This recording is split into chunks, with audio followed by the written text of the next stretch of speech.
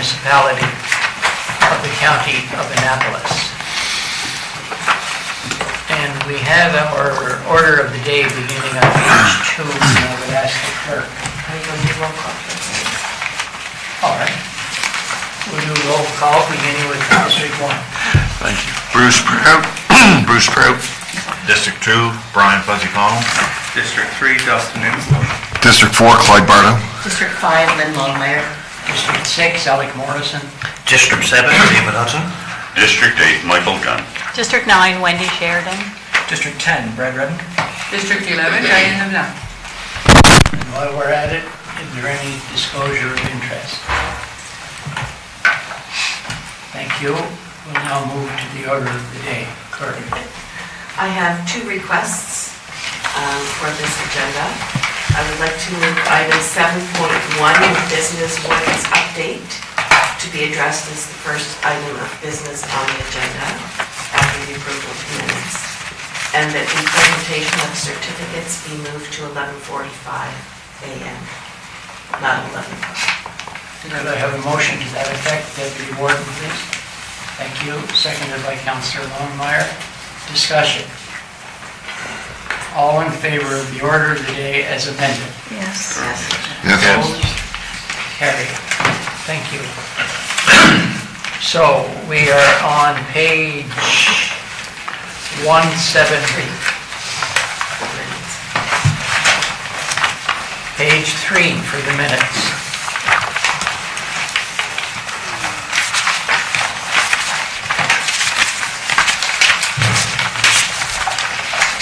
Comments? All right, we'll move to page 174, please. 174.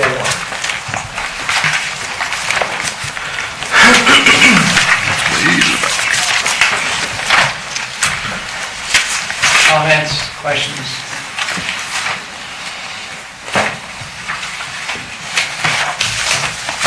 Thank you. We will now move to page 12.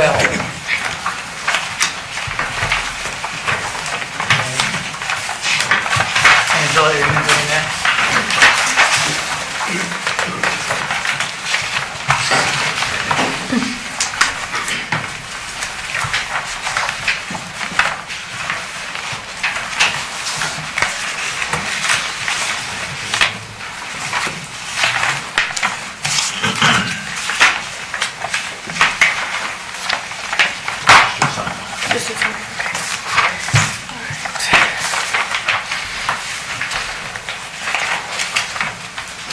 So this is the first variance report for the 24-25 budget. There's the columns there, total budget. That was the total approved by council for 24-25. The prorated budget represents approximately 25% of the budget. That's what you would typically expect to see in normal circumstance. Numbers have been adjusted. Sometimes we pay things like insurance up front. So I've adjusted those numbers to reflect that. And then the year-to-date column is everything spent or invoiced up to and including June 10th, 2024. And so the variance you see is the prorated variance. So it's the difference between the prorated budget and the actual year-to-date spent.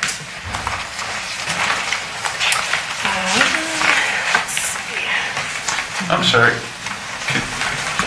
Please. Can you explain that one more time?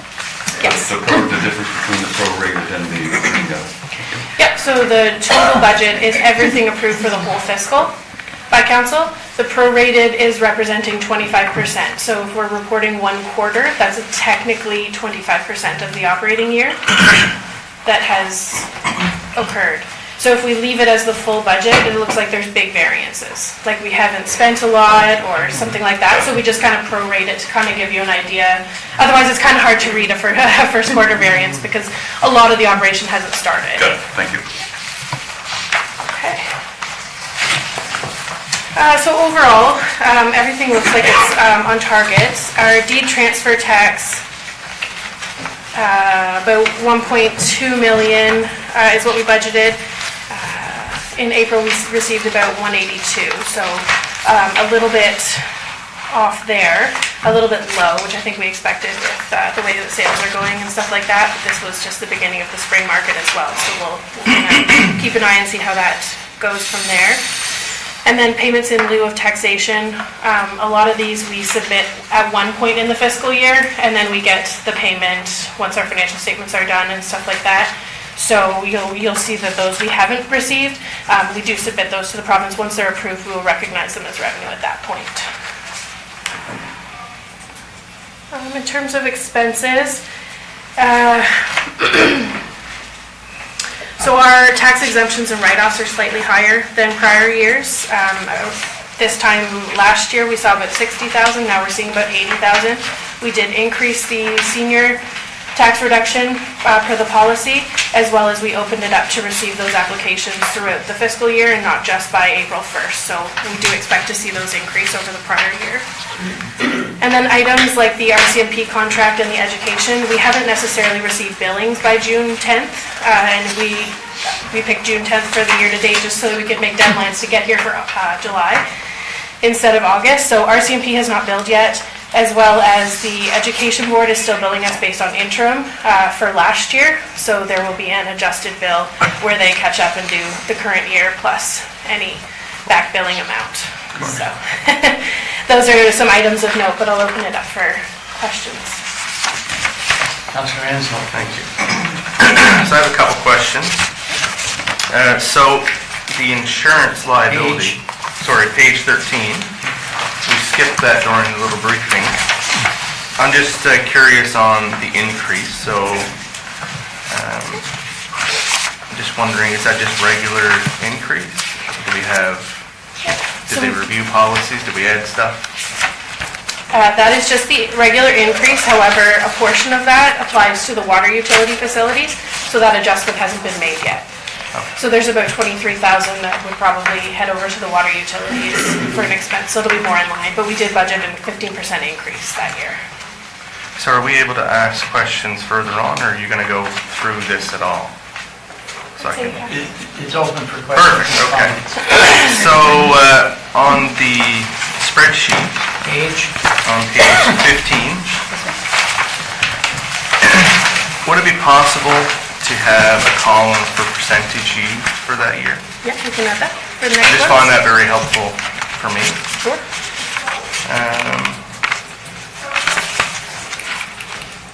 So also on page 15, we see sewer rates Bridgetown.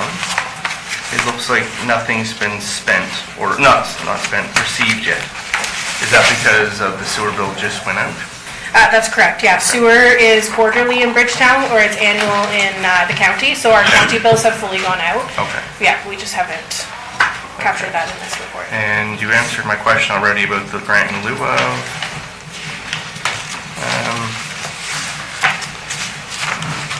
So on page 17, the acreage grants and the capacity grants, HST, all these grants, do they just come in annually or quarterly, or? It would be annual, but we have to submit the information. So there's it's called an SOEA that we submit to the ministry, and then we would see the kickback from that. So is that after the fiscal year is done, like when we're audited? No, once the budget's approved, we could submit that because we have assessment values and tax information. But by the time we submit it, and it goes through the review process, and then they can send us stuff. Okay. Yeah. I know I have a bunch of questions. So, I did notice that in some departments we have double expenditures for the same product. Example. So an example would be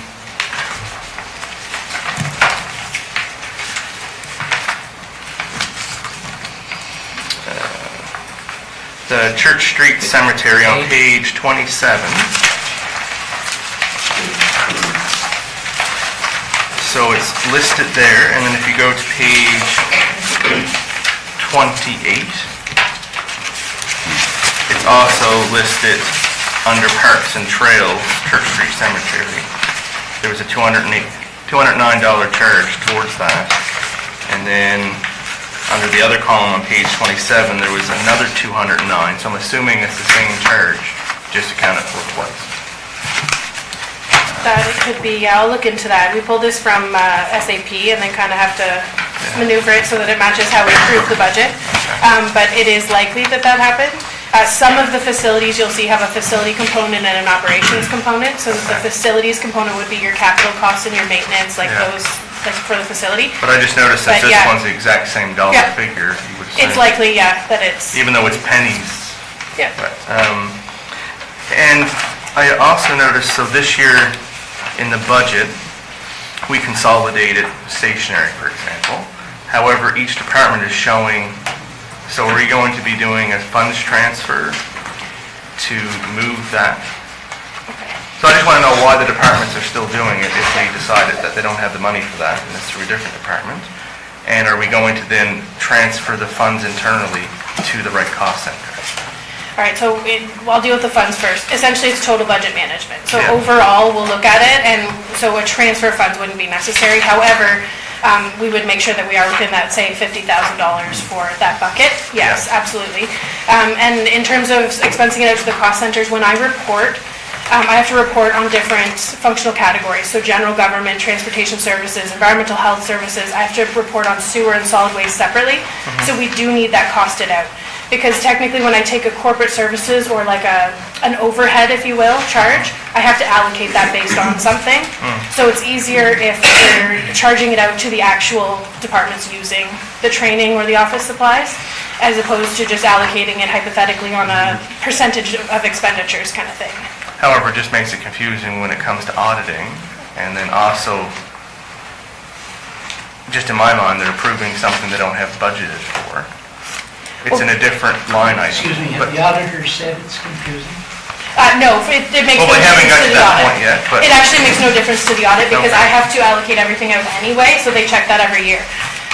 The other thing is we're managing it centrally, so Okay. it's a centralized bucket and there is a process, and I believe we have a standard operating procedure that Dawn distributed to all staff for that allocation. And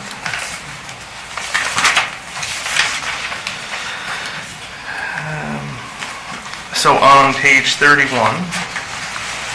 under county sewer treatment, I just noticed for this quarter, we're over quite a bit. I'm just curious of why we're over on salaries and benefits. Are we not, did we over or underestimate something, or? It's very possible that we did. With sewer and water, it's difficult. We estimate it for budget purposes, and then when our public works staff submit their hours, they submit a time card with cost centers as to where they actually worked.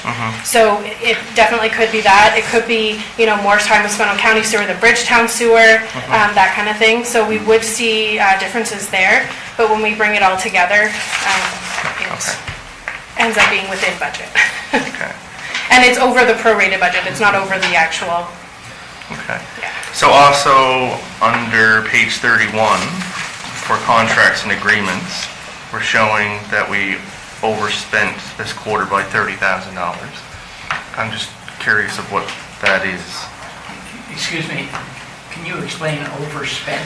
So, we estimated for 25% of $27,500, Yes. but we spent $56,000, and I'm just curious on, was this a planned project, or did something run over this cost? I'm just curious, that's all. We can look it up. Typically with agreements and contracts, we sometimes pay them up front.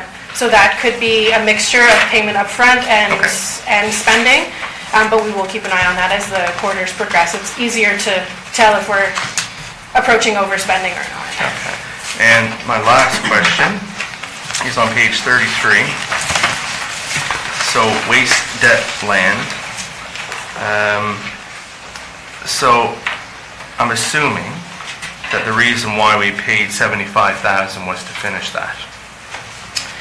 No, that is our private loan with Mr. Rice for the West Paradise. So that 75,000 was per our So why did repayment we schedule. only budget $71,500? Obviously an error in Okay. the budget. All right. Yeah.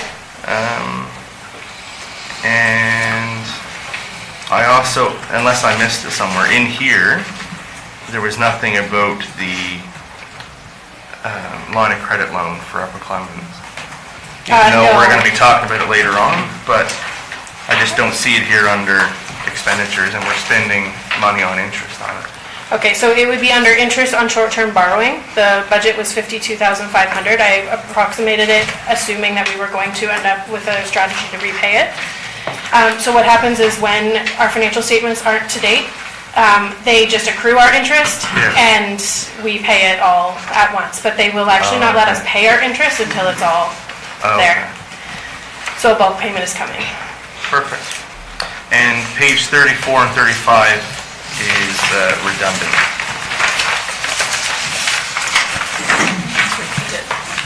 That's all I have. When we were talking about this agenda, it turns out that the photocopier doesn't adhere to strict regulations. And when you're printing something this thick, it gets mixed up every once in a while. We now have a new photocopier. Well, just when I was reading, I got confused. I'm like, I'm pretty sure I read this. Yes. When I went back and forth, so. Councillor Longmire, please. Thank you. Actually, Angela answered one of the questions that I had around office supplies, because I know we've had some conversation around all of that, but on page 14 of 175, it was laid out there, I feel, very well, as to items such as office supplies, office equipment, training has been centralized in the budget, but the reporting, it could look just a little bit different to each of the centers, right? So so thank you for expanding on that just a bit. I was curious as to the education contribution, why that is increased? Is it because there's more children? Is that how it's? Yeah, it's a 50-50, it takes in uniform assessment, so of course our assessment has increased a lot, and then it takes into enrollment, yes. So enrollment is up, which is good, but it does cost us more. Thank you. But the bare and bold answer is, that's the amount the province says we have to pay. Yes, thank you. No choice. And we trust We have the to, formula. we trust the formula. Thank you. Councillor Cotw, please.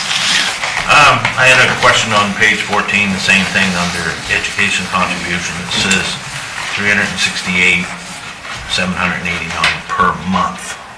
That's what we pay per month? Yes, our total budget was 4.8 million, I think, for the current year. Yeah. All right. It costs a lot for reading and writing. I understand that. Anything else? On page 28, I just had a question about ball field and soccer field. We budgeted 2,500 and we spent 3,129.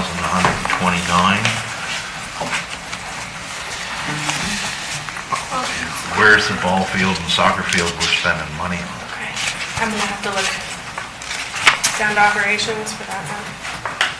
Sure. Okay. I will look into that one, I'll have to get back to you. I've just got it, my spreadsheet's huge with all the different GLs and cost centers, but we'll look into that and get back to you. Okay. I had the same question as my colleague there about the salaries on the Bridgetown sewer collection and the sewer treatment. I can't believe that we haven't spent anything in salaries and collection to date, and I can't believe we only spent $59 under sewer treatment salaries to date. And in the county, we spent,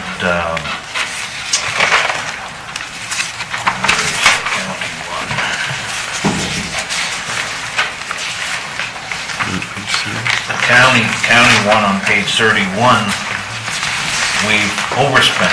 We spent $25,610. I would assume that somebody's not putting down where they're working, because those plants don't run on their own. And you're not gonna convince me that we haven't spent any money in those two areas. So I would say the overspending in the county is that they're not putting down where they're working, if that's the case. Okay, I'll defer that one to Jim. Yeah, we have spent a lot of time in Bridgetown at the sewage treatment plant.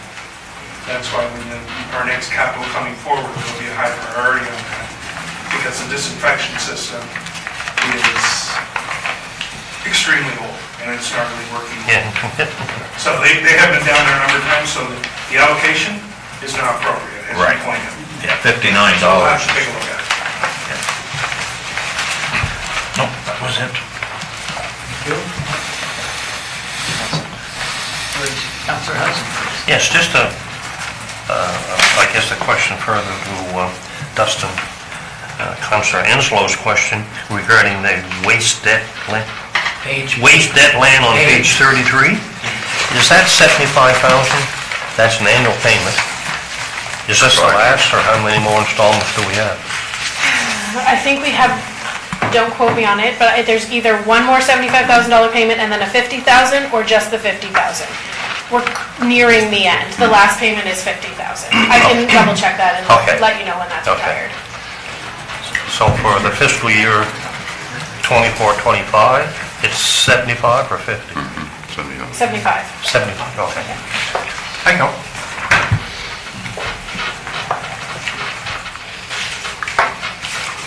Further comments, questions?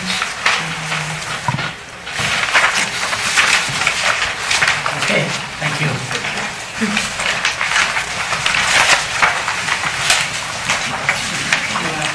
Page 36, please.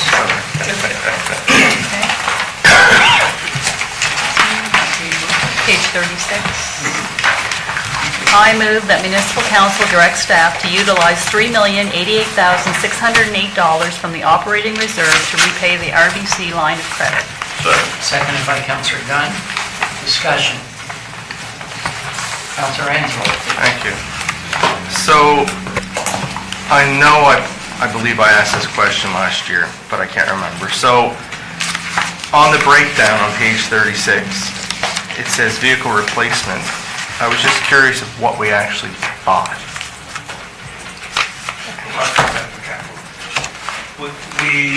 In terms of vehicles? What just Pickup says... trucks, we bought one pickup truck this year. No, 22, 23, Jim. Yeah. 22, 23, I know, Yeah, yeah. okay. We can get back to you on Okay. that one. There were a number of, there was, I think, a pickup truck for water and sewer as well, so there Yeah, were rates okay. brought in to fund some of it as well. Okay. Yeah, a few items. And my other question is, by spending this, it makes sense financially, but I just wonder, what is our forecasted timeline to get our reserves back up? So if you see the financial statements from 21-22 to 22-23 at least, they've gone from 9 million to 15 million. Yes, yeah. So we have built them up quite a bit, Yeah. and our house went from red to yellow to green. So Yes. we're in a good position for this, and I don't anticipate this 3 million making a negative difference that Okay. way. I think we would still be in a good position after this. Well, it definitely makes financial sense because, yeah. Perfect, thanks. Further comments? All in favor? Yes. Yes. Opposed? Adopted. Thank you. Okay, page 38. Councillor Vaughn, please. Thank you. I move that municipal council repeal AM 1.3.6.3, Heritage Advisory Committee Policy 7-day notice. Thank you. Seconded by Councillor Enslow. Discussion, please.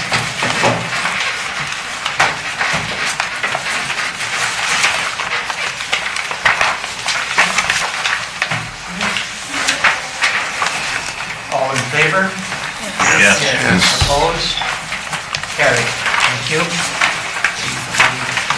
Page 44. Councillor Cotw, please. I move that municipal council approve policy 123, police advisory board, 7-day notice. Thank you. Seconded by Councillor Vaughn.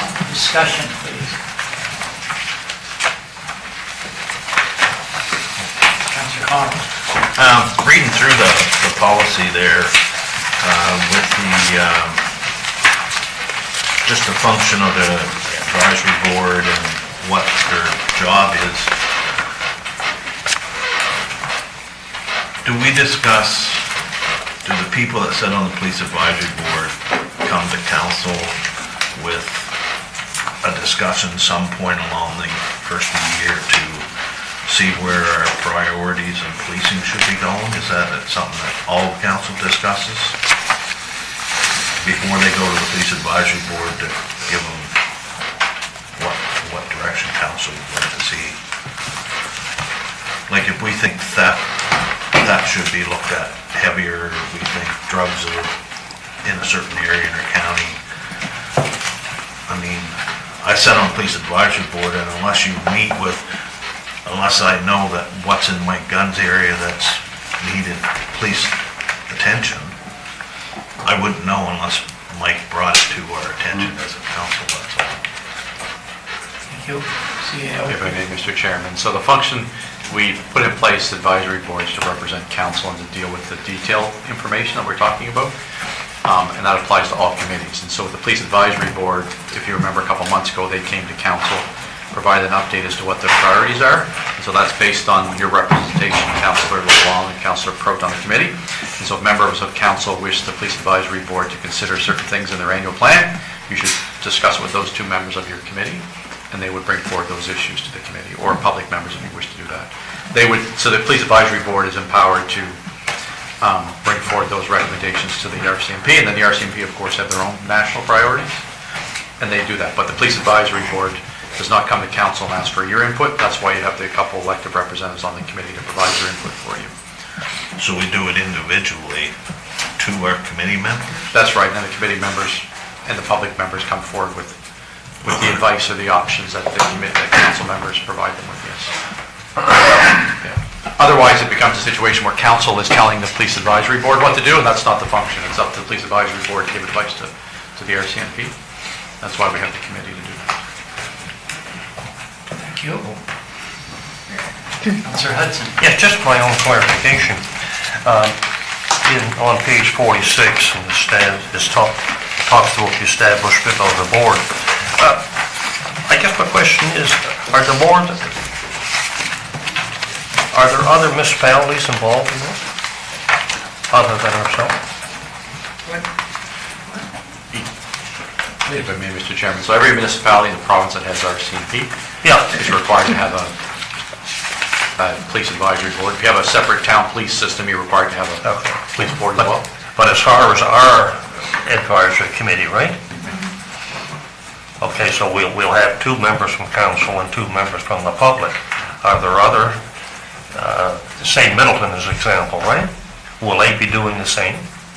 Interestingly, they do the same, and I actually understood at their meeting, they had their police advisory board last night, and they had discussion about joining Middleton and the Annapolis one together and having one police advisory board. Well, that's what I was wondering. They actually discussed it last night in Middleton, so. Yeah, so there's just going to be one advisory committee for the entire county? That has not been discussed by this council. We'd have to discuss that in the future. Okay. It was just discussed publicly in Middleton last night. Okay, thank you.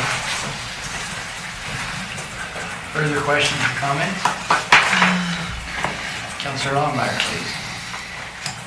On page, let's see, 55, I think, 55 of 175, under 25, the policy, it says 2 members of council appointed by resolution of the council, 2 members appointed by resolution of council who are neither members of council nor employees of the municipality, and 1 member appointed by the Minister of Justice. Yeah.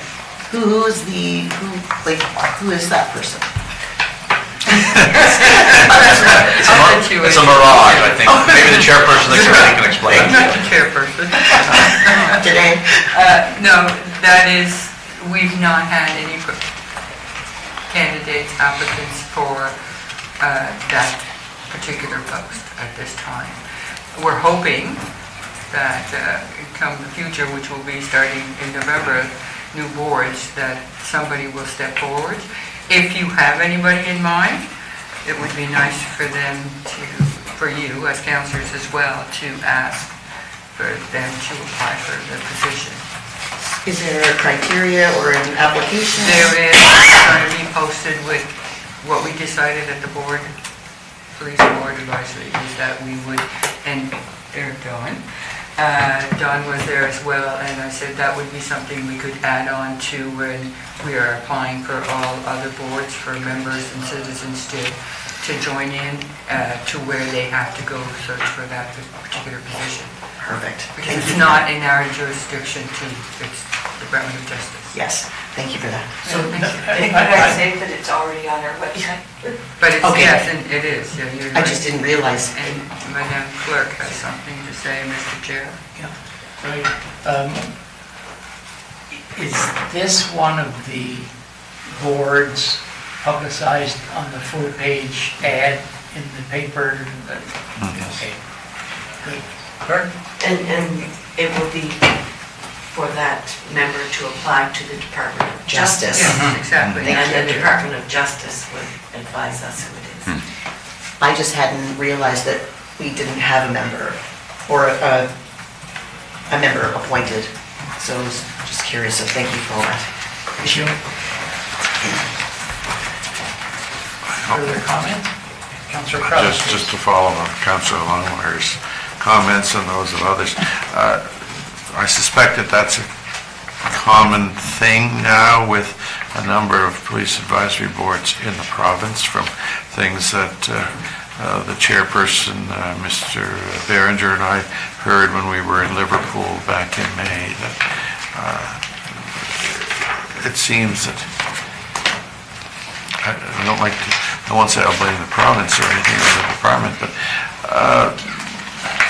now you see a little tiny ad in the paper, spring and fall, with the list that, you know, you really have to, I won't say use a magnifying glass, but I don't think it's as publicized as it has been in the past. And I'm sure we're not the only police advisory board in the province that's having issues to get someone to fill that appointed position from the department. I'll leave it at that. Further? All in favor? Yes. Two opposed? Carried. Page 56, please. I move that municipal council approve policy 118, fire and emergency services registration, 7-day notice. Thank you. Seconded by Deputy Warden. Discussion, please. Councillor Enfield. So, I was just looking through the policy, of course, and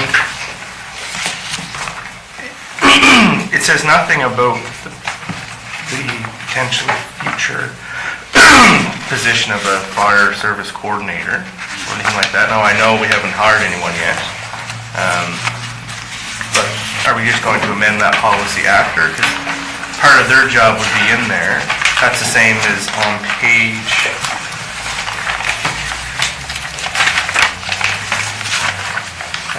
71.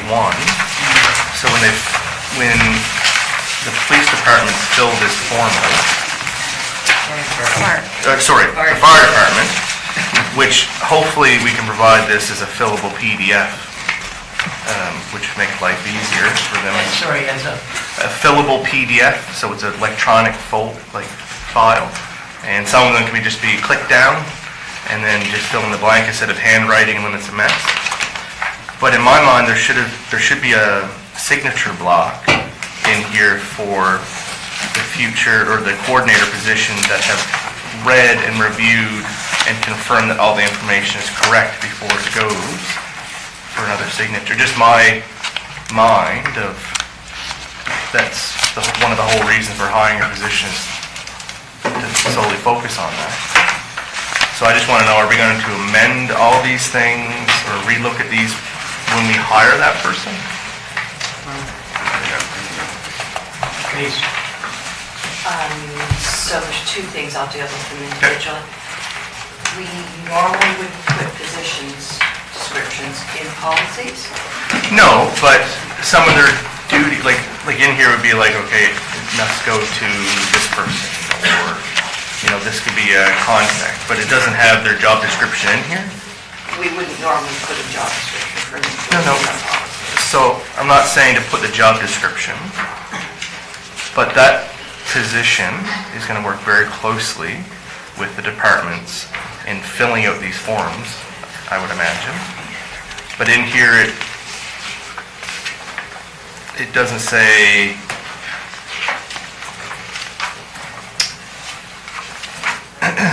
like, there should be a note in here or maybe it's after, of this will go to this position to review it, or it doesn't say. But we don't have a position. No, what I'm asking is, are we going to look at this again and amend it when that time comes? If I may, the answer is no. Okay. None of our policies specifically, as Ms. Campbell said, specifically reference any status. It simply says the municipality shall, the municipality will. Yes, yeah, okay. And who that person is or what position is determined based on the nature of the question, the nature of the issue. Okay. Now, the person, I expect that they come forward for registration. If we hire a fire service coordinator, they would bring forward a recommendation. Doesn't necessarily have to sign this form, but they would provide some type of report or summary that says So they would do the they meet all the staff report, qualifications, okay. everything else. They don't necessarily have to sign the form, so. I'm just used to signatures upon signatures upon signatures. And if I could answer the second part of the question about the Yeah. form. So the form that's in this is the old form that was attached to our old Yeah. policy. A new form, based on this being approved today, a new form is being developed. Janice is the new manager of protective services, is in the final stages of completing that. I've seen the first draft. And yes, it will be a fillable form, as all of our forms currently are. Okay, that was a big concern of other people, was some of the forms used to be. So for example, our new physician recruitment form Yep. is provided as a fillable, and we're moving towards Perfect. all of our forms being done that way and being able to be done electronically. It makes it much easier to Oh, circulate to 100%. counselors as well. Perfect, thanks. Thank you. Further discussion? Councillor Longmire, please. Thank you. I just want to say thank you to Dawn for expanding on the fact that all forms, most forms, hopefully as many as possible, will be electronic and fillable. So much simpler to read and cleaner. I really appreciate expanding on that. Thank you. Further comments? All in favor? Yes. Opposed? Motion carried. Page 77, please, Deputy Warden. I move that the municipal council approve policy 124, accessibility advisory committee as circulated, 7-day notice. Thank you. We just did 1, 2, 4. We're now on We're on page 7. climate change. Well, it's... No, we just did 1, 2, 3. Yeah, we just did 5, 3. We're on page 77. 77? Yep. Yeah, because there's two motions in the recommendation. And they were for policy 124, 125. Yeah. Yes. They are, yeah. We just did 124. No, we just did No, 123. we're doing it now. Just did 1, 3. We just did 123, 5. Oh, we did policy 125. I'm just lost in my, sorry. In my own set, 123. And we're on 118. Sorry, we just did 118. We just did 118. 118 on page 56. The police was 123. We did 123 first and 118 second. Yes. So 123 was police, 118 is fire. Sorry. Now we're on Okay. 124, so the motion's on the floor. All right, so you just moved the first one, eh, didn't you? Yes, that's fine. Seconded by Deputy Councilor Longmire. Discussion, please.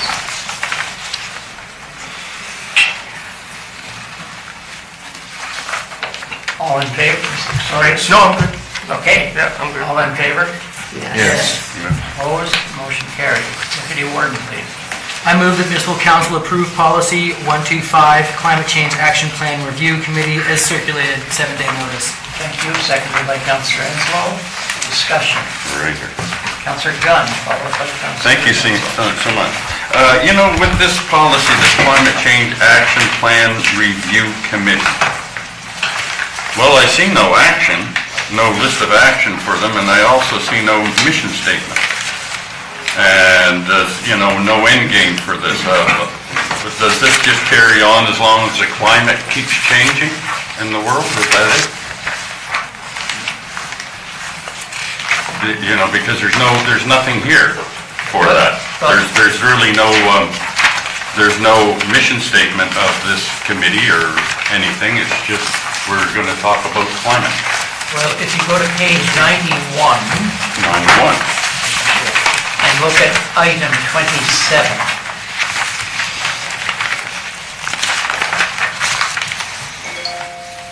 Item, 27 on page 91. okay, the committee shall review, consider and make recommendations. That doesn't make sense, sorry. So the municipality has a climate change action plan. And the purpose of this committee is to review it in detail and make recommendations for changes to it. That's the full scope of the committee. That's the full scope of the committee. And they meet this Yes. afternoon And where, and the climate plan is where? on our website. On our website. All Okay. councilors have a copy of it, yes. Thank you. Okay, the committee meets at 2 o'clock this afternoon if you wish to see the 175-page agenda. Is that meeting today or the 16th? No, 16. Sorry, next, Not today, hopefully. next week, sorry, yeah. Yes. As you Is was it before you next were week? what you Next are week. now. Right. Next, 2 o'clock after council. Hallelujah. Report after council, I'll be there. Okay.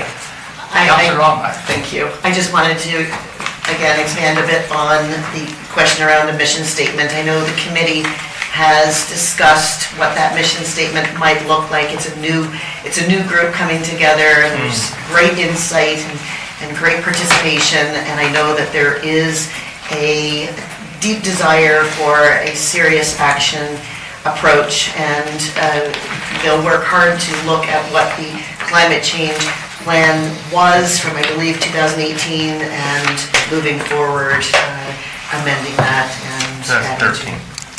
Yes. Bearing in mind that the committee from time to time might recommend to council. Thank you. Thank you. 100%.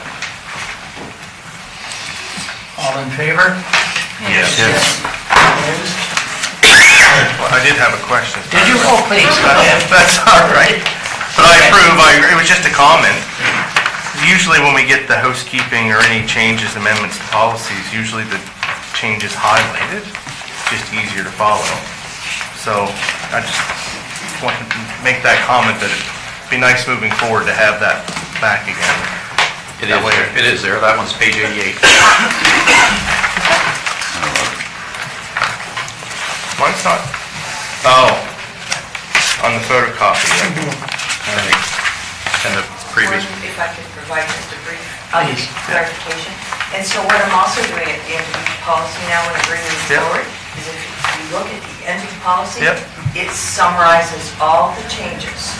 Perfect. So if there's any missing of marking it in the policy itself, we can look at the summary at the end and have a very quick reference of what the changes are. No, thank you. No, I missed the highlight because it didn't show up in the photocopy.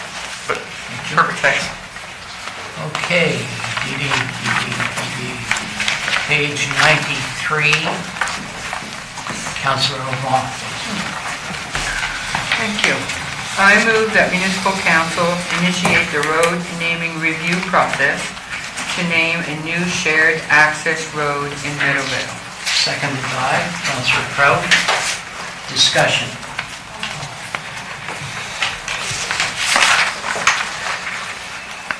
Comment? Questions? Is the name Other of the... intelligible noises. Councilor Gunn. Well, I'll make one of those. So what's the name of the road going to be? The shared access road? Is that the name of it? Shared access road? We've reached out to the owner of the property who will be developing this private road, and we've got some name suggestions from them, so we'll be reviewing this. Oh, okay. So it hasn't been settled. Thank you. All in favor? Yes. Opposed? Carried. Thank you. Page 95, Okay, Councilor Barto, please, and we'll take each one. individually, okay. if we may, 1 second. Are we taking this off? Did this come off? No, it's a recommendation to council. Oh, for next week, okay. For this Yep, afternoon. okay. Or this afternoon, okay, sorry. Continue. Go ahead. Okay. Move that municipal council delegate its powers of appointment of an assistant returning officer to the municipal clerk. Thank you. Seconded by Councillor Sheridan. Discussion, Councillor Ansel, please. Thank you. I thought in the past that the returning officer was always the municipal clerk, but I'm just curious, is that not the case? Please. It's been the municipal clerk up until 2020, when the clerk was doing 3 council meetings a week, so we outsourced it for the 2020 Oh, yes, only yeah, okay. election. Yeah. But I was appointed by council as the returning officer to run the special election last January, year ago, January. Yes. So I am your appointed returning officer once again. This one is for an assistant returning This is officer. to appoint the assistant returning officer.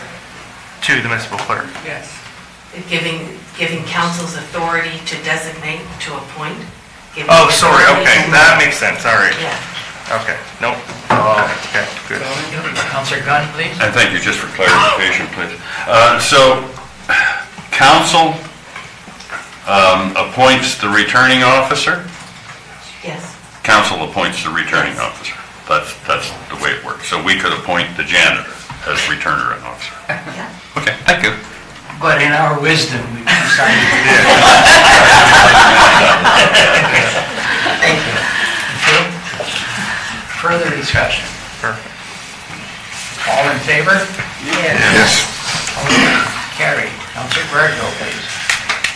Recommendation 2, that move that municipal council delegate its authority to make, revise, and amend the tariff of fees and expenses, and provide for a method of rendering and verifying accounts for payment pursuant to subsection 4, brackets 1, to the municipal clerk.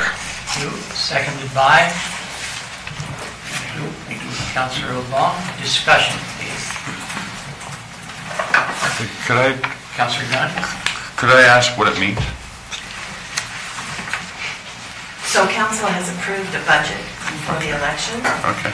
And in the past, when we have had to hire 3 people for 42 polling stations and hire and engage and train deputy returning officers and poll clerks, we would have presented to council a schedule of fees attached to all those. But this year with the electronic election, as in 2020, most of those fees are not pertinent nor incumbent on council to make decisions on what rate to pay and all of those things. So it's all included in the budget allotted for the election now. All right, thank you so much. Further discussion. All in favor? Yes. Opposed? Carried. Thank you. Councillor Bergo. Recommendation 3, I move that municipal council set Saturday, October 12th, 2024, as the first advance polling day in accordance with the NS Municipal Elections Act. Thank you. Seconded by Councillor Hudson. Discussion, please. Councillor Enzo. This is mostly for a clarification question on myself. So, this one is to set the first advance poll day, October 12th. But that is after electronic voting starts. May I? I just want some clarity on... I'd love to give the clarity. Perfect. Thank you for asking the question. The Nova Scotia Municipal Elections Act has not been revised or updated to become current with new electronic policies. So a requirement of the act, as it is written, is for council to set a second advance poll day. One is legislated, and the other one is for council to set either the Tuesday before or the Saturday before. It's legislated, you have to make that decision. So you will see in the next motion that it's really a moot point because of our electronic election process. However, the act says you have to do it, so I have to ask you to do it. Okay, all right. Get her done. Perfect, yeah. Further discussion. Councilor Bartley. So it's just semantics and have to do that, the next one actually rescinds that in a way. This one is in accordance with provincial legislation. Yeah. And the next one is in accordance with your policy Yeah. that does not usurp legislation, but expand it. But if we set a date and tell the people that we're setting the first advance poll, is that going to be confusing to them? They're going to say, well, where do we go for the advance poll? But, and then you'll have to tell them, well, it's all electronic anyway. We are explaining all of it to everybody anyway. Okay, thank you. And this date is included in the expanded 13 days of advance polling that you're giving to everyone. This one is just a legislative date. Thank you. All in favor? Yes. Yes. Opposed? Carried. Thank you. Councilor Barto. Recommendation 4, I move that municipal council set the electronic polling days commencing Monday, October 7th at 7 a.m. and terminating on Saturday, October 19th, 2024 at 7 p.m. Thank you. Seconded by Councilor Gunn. Discussion. Councilor Hinsel. Thank you. Doing a lot of talking today. Yeah, so with this, I know there's been a lot of controversy and There's been a lot of discussion. a lot of discussion, yes, yeah, thank you. About just going 100% electronic. I agree that electronic is definitely the way of the future, but I just want to again state my opinion that I still feel that we're putting the cart before the horse and we should be doing a hybrid version. Councilor Hinsel, this I know, that's all I want to say. This motion has to deal with I know. dates. I just wanted to say it, that's all. Thank you. Thank you. Councilor Crouch. Thank you. We've known that this is probably the way we're going to go for a long time. And I was at a meeting last night and someone asked me, when was the decision made to do that? And I said, a while back. Yeah. Confusing the fact that I had read this on the weekend, so that's all I'm going to say. I had my time off, but I think this is the way to go. And has it always been 7 p.m. before? The end? The poll usually used to close at 8 when it was a Oh, yeah, that's true, yeah. Further discussion? Yes, Deputy Warden, please. In the discussion of this, it says, this incorporates the advance poll as required by the Act. So I think I know what's going on here, but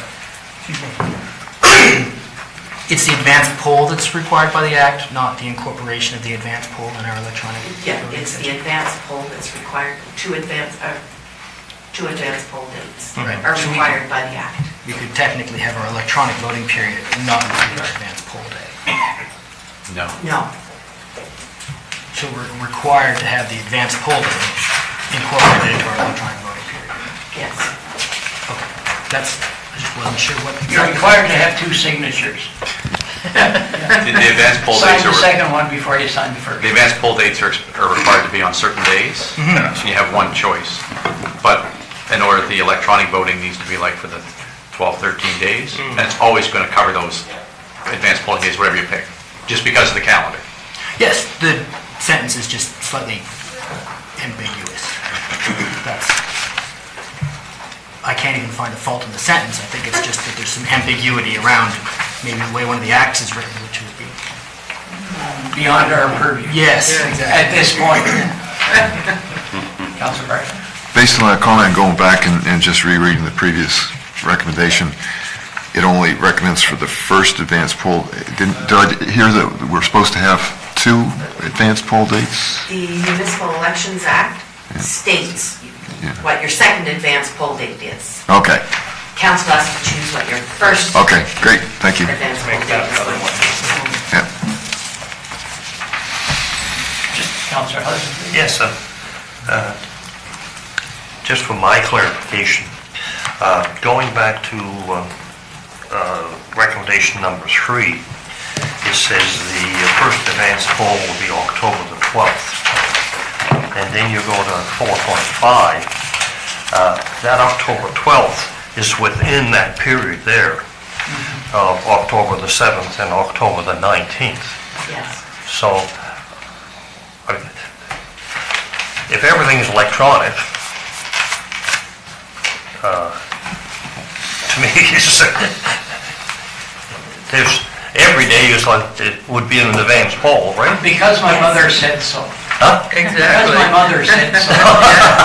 When the act gets amended to update their wording, we won't have to do this. Okay, so that's just because the NGA is behind the... Because the Municipal Elections Act Oh, says yeah. councils have to do Okay, this. okay. So council has to do it. Okay, I understand. Yeah. The dates will always be, like the CAO said. Yeah. Those two advance poll dates are always going to be within the 14 days Yeah. that we're giving Yeah. 24/7 Yeah. access to. Okay, thank you. Thank you. Further discussion? All in favor? Yes. Yes. Opposed? Carried. Councilor Barto. Recommendation number 5, okay. I move that municipal council set Friday, August 23rd, 2024, at 4 PM as the closing for the revisions to the preliminary list of electors. Thank you. Seconded by Councilor Hudson. Discussion. Councilor Gunn. So we can start putting electioneering on the 24th or on the 23rd after 4 o'clock? To start electioneering 3.5 years ago. At any time. Anytime. Anytime. Oh, you can start election? No, isn't that something? I always thought you had to wait until you're all declared. and the rest of If you, until you fill out nomination papers, you're not a declared candidate. it. Yeah. But there is nothing that says you cannot tell everyone in the world that you intend to run as a Okay. councilor. Can you start putting signs up now? Your signs would have to say that they're approved by an agent, and your agent is declared on nomination day. So no, you can't put any Right. signs up there. Okay, that's all. Thank you. Further discussion? So what I need you to do is, when I put an advertisement out that says, you can call and make sure that you are on the preliminary list of electors, everyone can call to check on their own name, to make sure that they're on the list, because that preliminary list is going to close if this motion goes through on August 23rd. And the reason for that is because on the following Thursday, I start accepting appointments for nominating. So I have to have the preliminary list of electors ready to give to people who file nominating papers. Once the preliminary list is provided to people who are putting in their name to run for municipal council, the list can be added to at any time, up to the minute you're standing in front or calling in or placing your vote. You can be added to the list if you are not on it, all the way through. This is just the preliminary list, and this is what will be used to send out voter information letters. Okay, Thank you. Councilor Gunn, please. thank you so much. I got more questions. Thought I was going to do it. So you need 5 signatures of people who have paid their taxes, right, to nominate. Yes. And that's Who are on the whether list. we're going in without running an election or anything. We still need those 5. So can we get those anytime now? Oh, okay, hold on. This is dealing with the amended list of electors, preliminary list of electors. Okay, and this is It has nothing to do, This is apt to that, sir. No, It is. Sorry. okay, go ahead. Okay, so my question is, there's the date that is, we have to have everything in by then, is what you're saying. No. So, No. can- Changes to the preliminary list of electors. This has nothing to do with anybody running for It's got council. nothing to do with nominating, not the nomination process. It's who can sign your form, basically. As an aside, When someone is filling out their intent to run and they're filling out going through the nomination process, yes, people who are eligible to vote, and this is the list that I will check to see if they are eligible to vote. If they're on this list, you need 5. If you have 300, that's great. I'm only checking for the first 5. So those people have to be on this preliminary list of electors, showing me that they are eligible to vote for whoever's filing the nomination papers in the district that they're filing. And just to get my question through, that can be done anytime between now and August 23rd? No, this has nothing to do with the nomination process. A nomination package is not prepared yet. Okay, I'll leave it alone. But if people are going to be, if you're talking to people and you're going to say, will you support? That's all well and good when they sign your nomination papers, and I'm checking them. They need to be on the preliminary list of electors, which is why you should encourage everyone to make sure that they're on the preliminary list of electors, because that's who's going to get their voter information letters with a pen on how to vote. Councillor Hudson, please. Yeah, just a quick question on the, relating to people being added to the list. What would a person have to provide is in terms of the information to be added? A person who is eligible to be an elector has to be a Canadian citizen, 18 years of age, and not have a criminal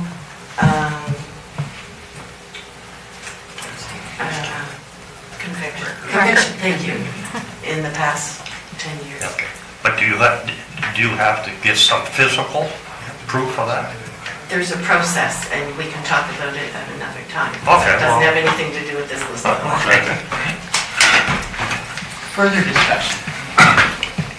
All in favor? Yes. Opposed? Carried. Apropos of this discussion, quite some time ago, I asked the clerk if she would, at an appropriate date, design a sequence of events that are going to take place, must take place, could take place between the period of the closing of the voting and up until the new council is sworn in. So once we have that, then we'll let you have that, or let you have it, we'll circulate it. So you will have in your head the orderly process of moving from council on a particular day to council the next day. You haven't heard the last of me about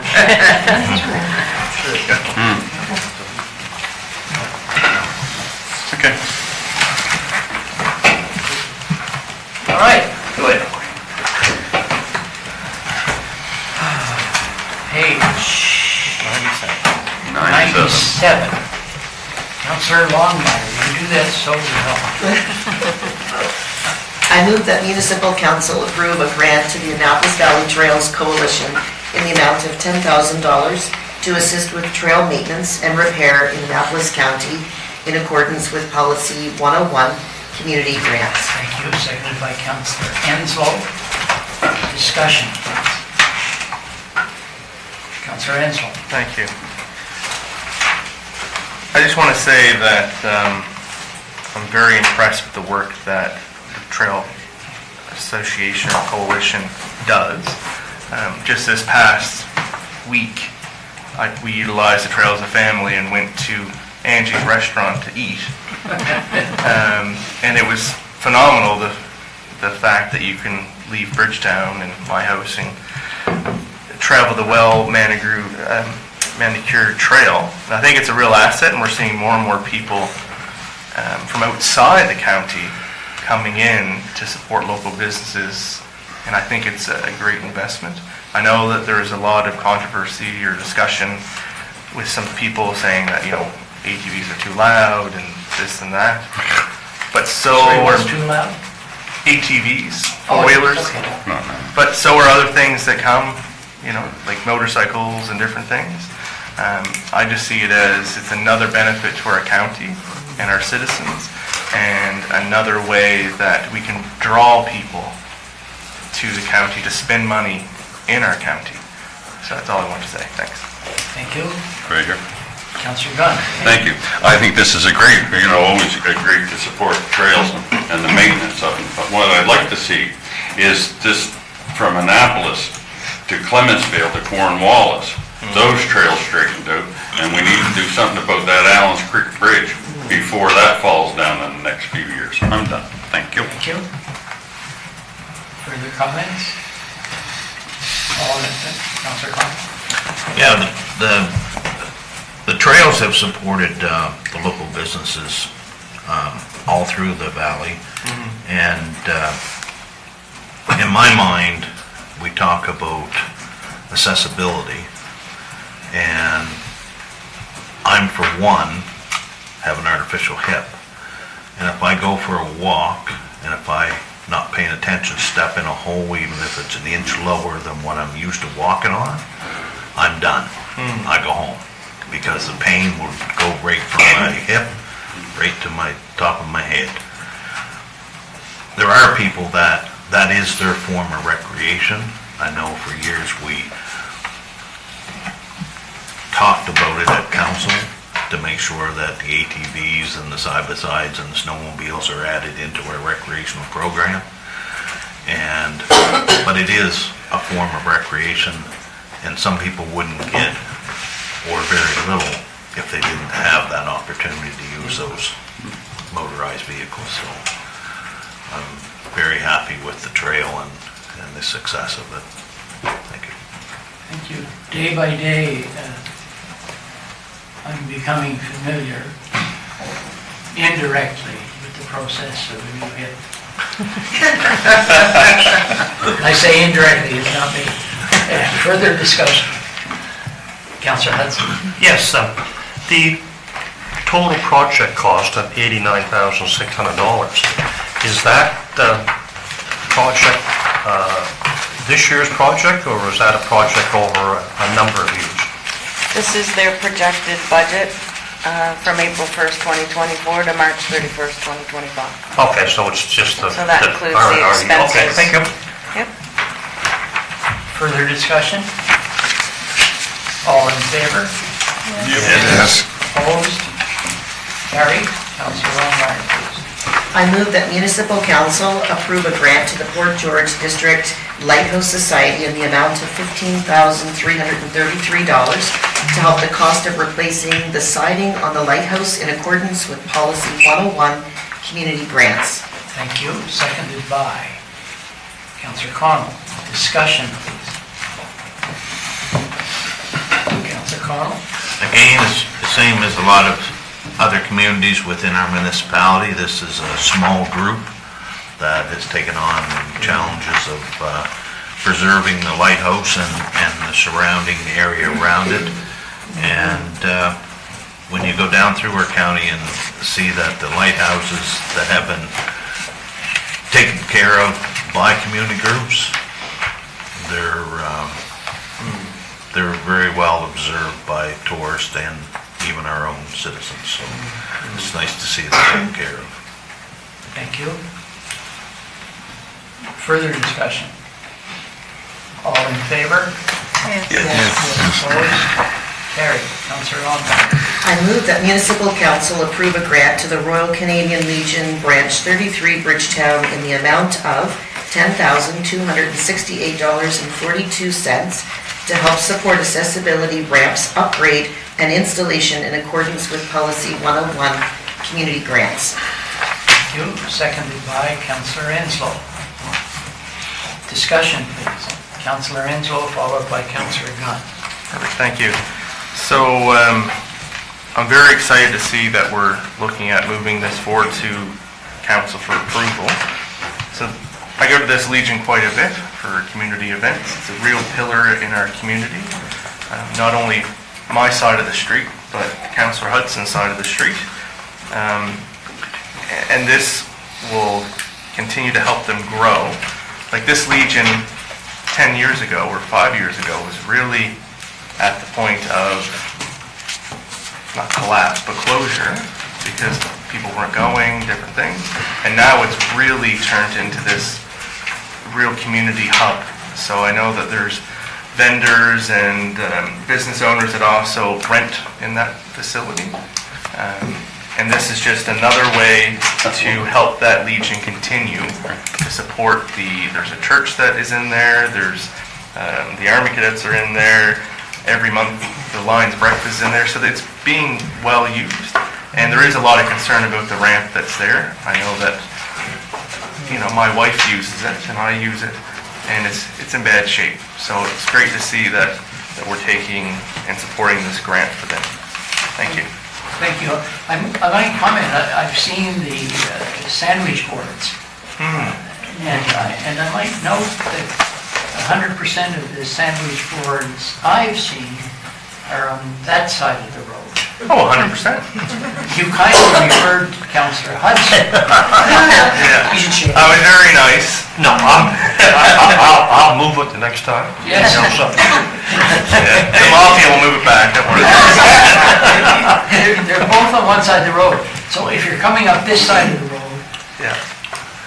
you legally should not be able to read that sign, because to do so, you gotta go this way. But if you haul into our brand new parking lot in Bridgetown, there's a sandwich board there. Yes, So I saw while that. you're spending money in downtown Bridgetown, then you'll see that, and then you'll go up to get your breakfast. Of course we will. Yeah.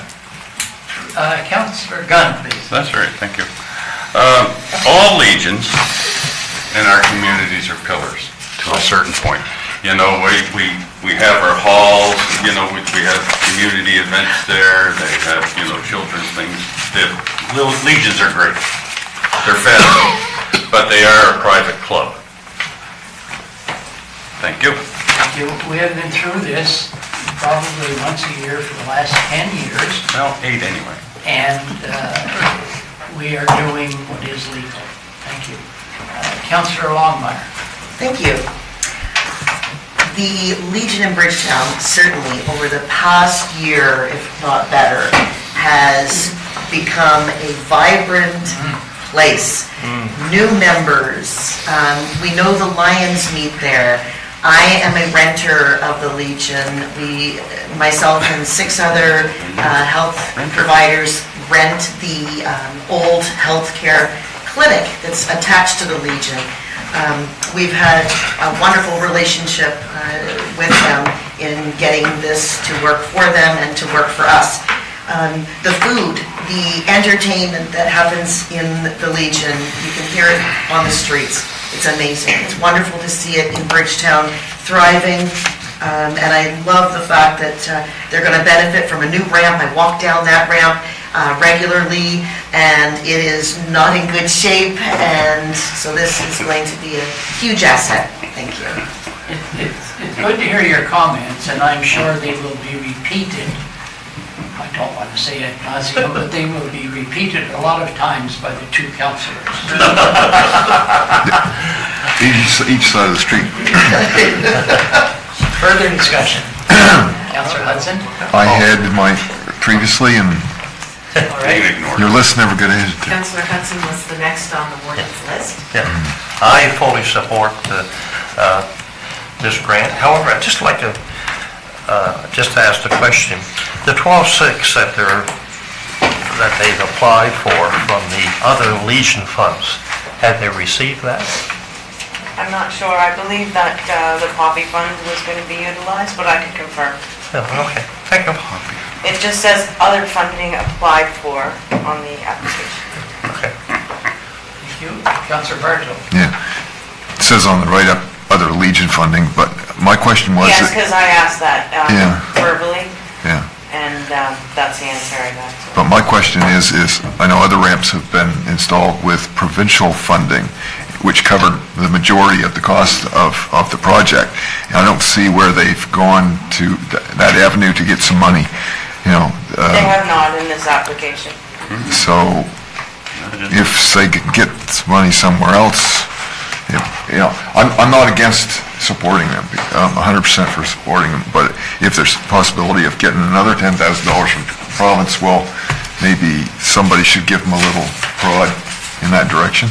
I could certainly send the email link to the provincial funding website to the applicant for you, Yeah. no problem. Yep, thank you. But as a tidbit, they did miss the funding deadline in Yeah. February, so they wouldn't be eligible for this year. For this year. Okay, thank you. That's good to know. Thank you. Further discussion? All in favor? Yes. Opposed? Passed. Councilor Longmire, please. That municipal council approve a grant to the Bridgetown Lawn Bowling and Quoits Club in the amount of $3,467.40 to help support the roof repairs to the building in accordance with Policy 101, Community Grants. Thank you. Seconded by Councilor Henslow. Discussion, please. Councilor Henslow. Thank you. So unfortunately, this isn't on my side of the street. However, my daughter is currently there now, so the fact that, I don't want to keep bragging how wonderful District 3 and 7 are.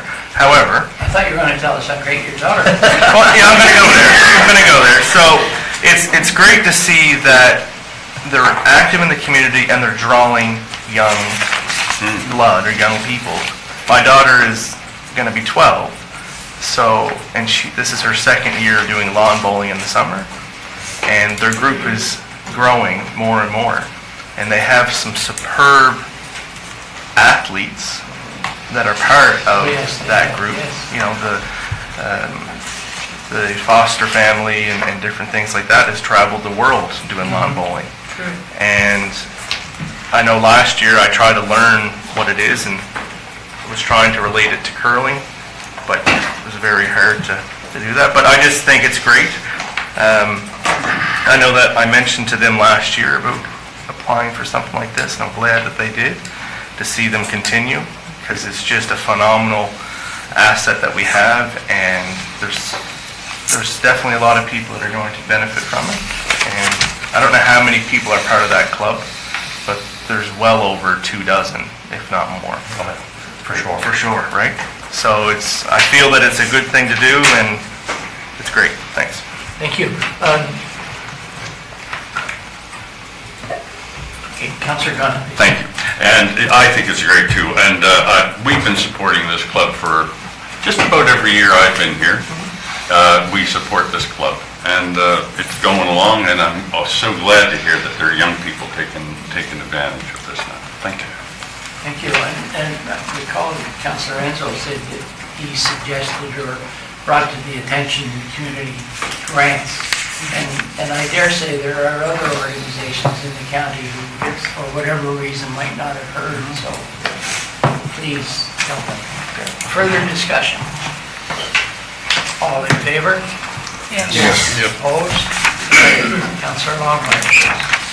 I move that municipal council approve a grant to the Cats for Keeps Rescue Society in the amount of $5,000 to help support fostering equipment and supplies in accordance with Policy 101, Community Grants. Thank you. Seconded by Councilor Prout. Discussion, please. Councilor Enzo, followed by Councilor Longmire. I'm fast on the draw. I should play bingo again. I just have a question about this.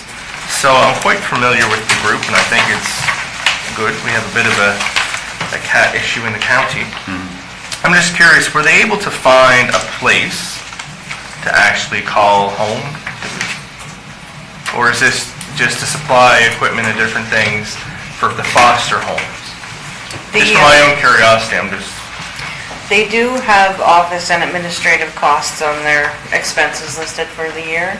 I'm not sure exactly if they have a designated site.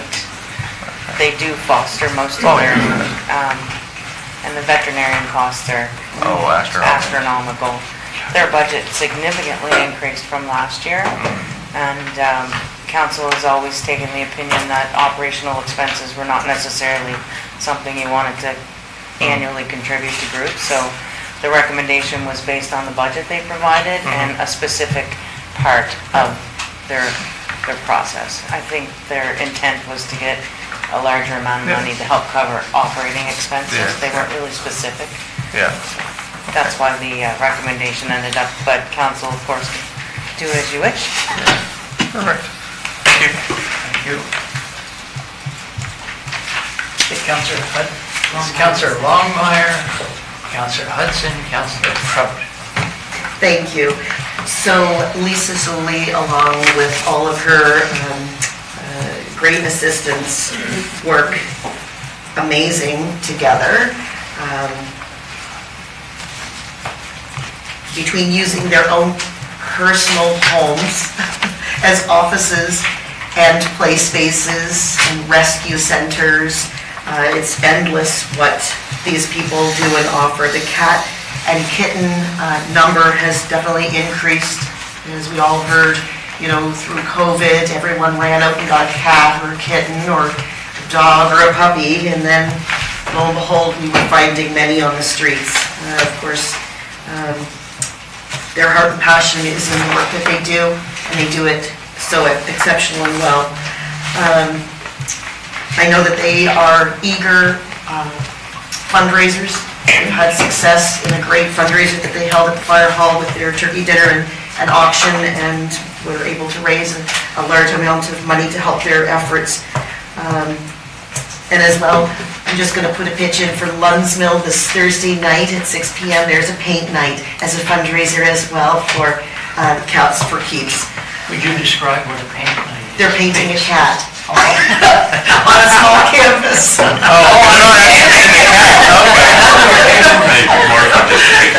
going to be a great event, so if you're in the neck of the woods and you'd like to go paint a cat, I'm sure you can find someone who loves a cat to give that painting to. Feel free. I just want to put a big shout out to Lisa and her team. They are amazing humans with such kind hearts and souls and passion for these beautiful animals. Thank you. Thank you. Councillor Hudson, followed by Councillor Crouch. Yes, just wanted to say that I'm not against this, approving this grant. However, I would mention that it may be a little gray as to whether or not it falls within the definition here, because the definition says to initiate or continue to develop events and/or structure programs to support the enhancement of community well-being and quality of life for Annapolis County residents and visitors. And I just read there, see, most of those, the project is basically to cover operating cost. And I say it may be a little cloudy as to whether or not it falls within the... That was whenever I get an application, I marry it to the policy, of course, for council. I considered it to be a quality of life and enhance the quality and well-being of the Annapolis County. They also provide educational programs as well, too. So the group does do spade and neutering, but they also do community outreach and cat education as well. So their group does do a lot of community outreach in addition to just the catching, then they'll neuter cats, I believe, 6 years or... And they also provided a lot of information. Their grant proposal was actually really well done. If you'd like some further information, be happy to share. The cost specifically was my recommendation, to make it more specific to fit within your policy. So it would just be in support of the fostering supplies and the budget that they provided. But again, council you guys can go whatever way you'd like. Thank you. Councillor Crouch, followed by Councillor LeBlanc. Thank you. I've been a supporter here on council for any group over the years who is looking to help with the welfare of animals, be it cats, dogs, others, and I think it's important and incumbent on all of us, if we can do anything to help anyone that's going to help animals. I concur with Councillor Longmire's comments. I don't know the people there personally, but I've heard lots of good things about them. Thank you. Thank you. Councillor Bartow, followed by Councillor Gunn. You missed. Sorry. How'd you miss it? But you're right. Go ahead. How'd you do that? It's got too many notes on his page. I see that. I I'm not going to repeat what you have said about the education part and what the process goes. But what I have to say about it is the fact that we had SPCA, we were paying for that to be helpful, to help with our, our animals, and they left off suddenly. And this group has certainly helped our county in the SPCA leaving and going through with the cat neuter and fostering, all of the above in education. And I find that the money that is being forwarded to them, that would be forwarded to them in this motion, probably could be more, because they're doing a great job, and I hear positive things from a lot of people. Thank you. Thank you. Now, Councillor Bartow, followed by Councillor Penn. If you could only let me go first, Councillor Long wouldn't have took the wind out of my sails. I was going to mention where it's great to have a private group step up to look after this aspect of looking for the cats, as SPCA has kind of abandoned the county on that. I think that there was a cost for that, and I have no problem giving to the group to look after this need related to that. And I think it's, if we can encourage more of that, we're all going to benefit. Thank you. Thank you. Councillor Gunn, please. Thank you so much. This organization is really great. We had somebody drop a cat off in our yard here about a year ago, and they came right by, picked it up, took it, and made sure the cat was all right, for a month, and held on to it, and finally renamed the damn thing. And anyway, found a new home for it. They're wonderful. I wish people would just take ownership of their animals, and until we can really get that through, there's going to be a lot of them. And the last thing I have to say is, this is a lot more cost-effective than the county doing it ourselves. Thank you. Thank you. Further discussion? Deputy Warden. Well, thank you. I have a small gray cat and a slightly smaller, slightly less gray cat. And between the two of them in 2 years, they have caught one mouse. If my mental arithmetic is correct, that's 1/4 of a mouse per year for each of them. And when I look at how much I pay for food and taking care of these animals, it is a very expensive mouse. And it is definitely the well-being and quality of life that they bring to our household that keeps them there, and not their mouse-catching abilities. Thank you. Further discussion? All in favor?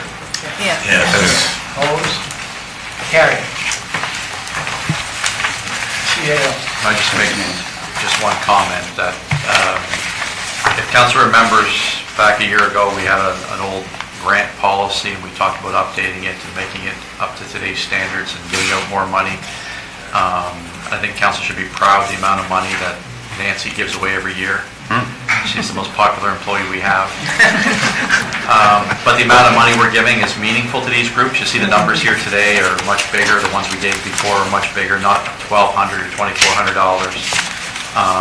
And so we're one of the most generous municipalities in the province to give grants out.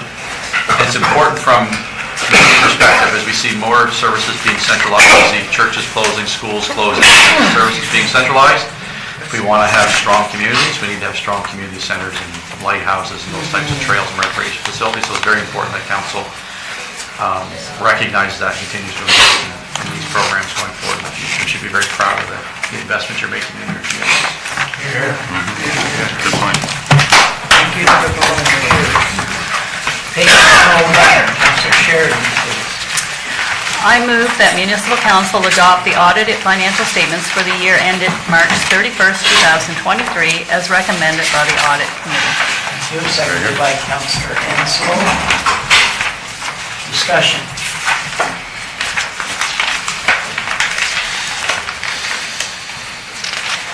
Councillor Hudson. Yes, on page 107, it shows a surplus there of $3,885,709. Is that, previously we were told that the operating reserve balance was 5,804,539. Is that surplus reflected in that 5,000,008 figure? No, on page 107, the 3,885,000 Yep. is actually a consolidated surplus. I know. So it's the consolidated surplus between the Okay, different okay. funds. Okay, so is there some of that included in that 5,804,000 that you told us about previously? That would be on page 37. We did contribute 1.2 million in the operating fund surplus to the operating reserve. So yes, a portion of that did go to the operating reserve. Okay, okay. And the total balances of the reserves are included in your accumulated surplus. Okay.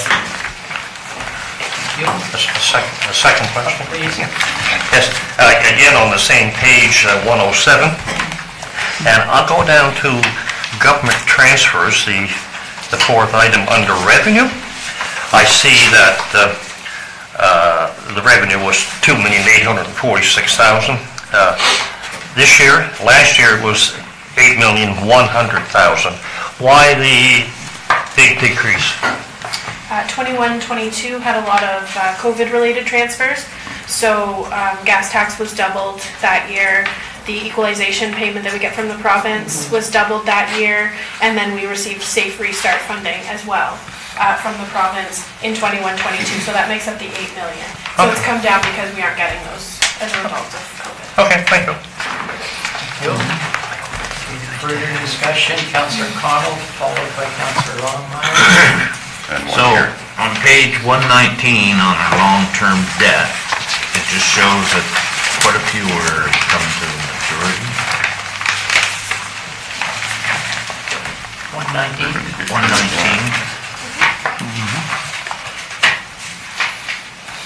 So, we have quite a few there in 2024 and 2023 that's gonna be paid out. I'm assuming that's what it is, being paid out.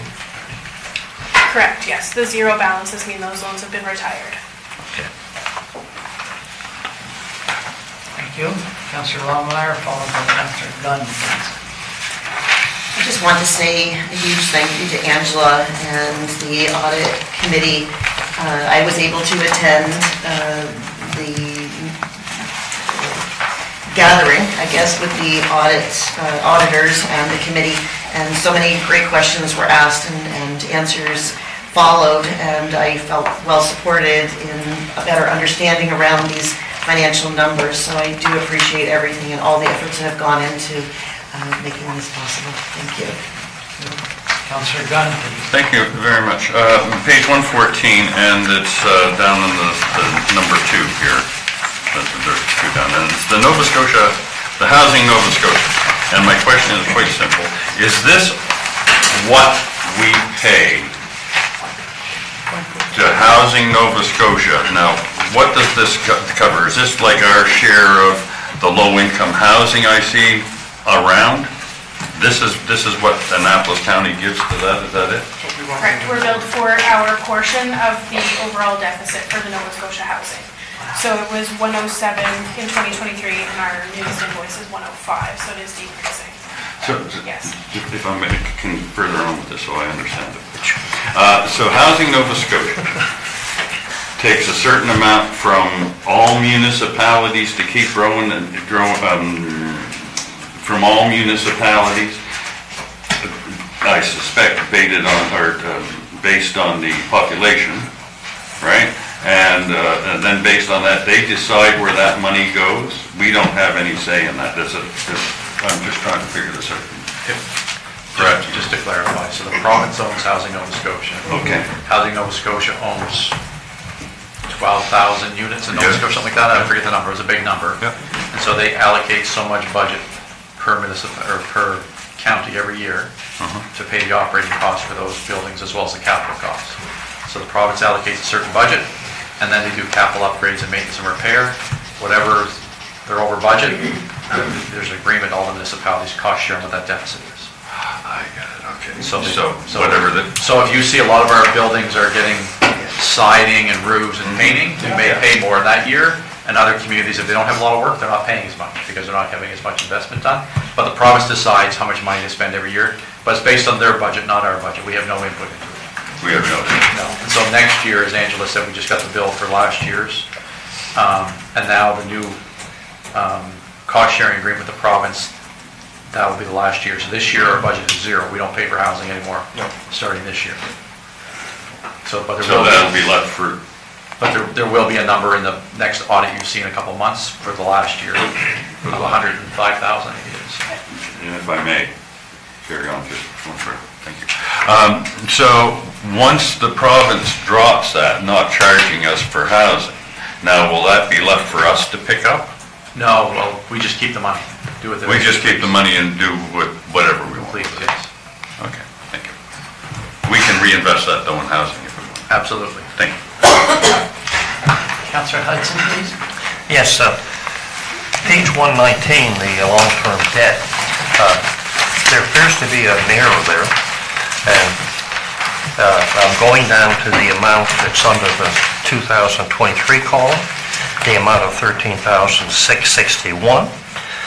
Either that amount is incorrect, or the maturity date, which says 2023, is incorrect. It has to be one of the two.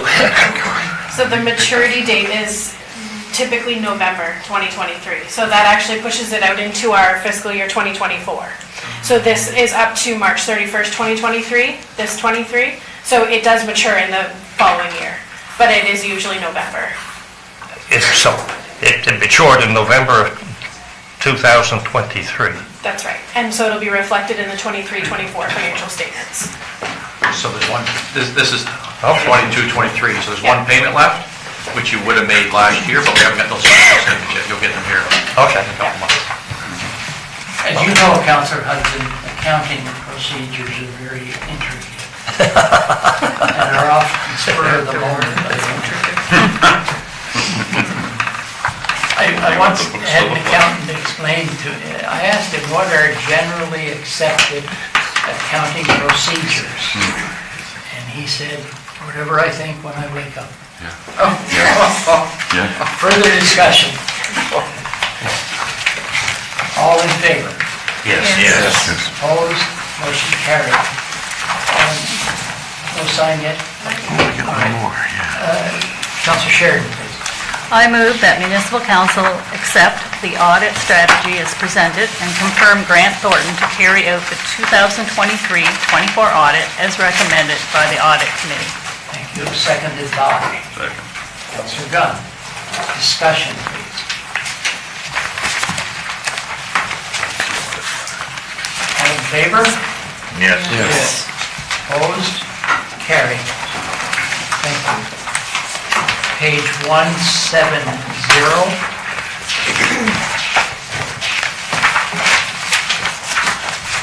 Councillor Rothwell, please. Thank you. I move that municipal council consider the entire Whitman Cemetery Company property identified as PID number 05123609, being 1.47 acres, located in South Williamston for the registration as a municipal heritage property, and begin the process by filing notice of recommendation at the Registry of Deeds and holding a public hearing on Tuesday, September 17th, 2024 at 2 p.m. Thank you. Seconded by Deputy Warden. Discussion, please.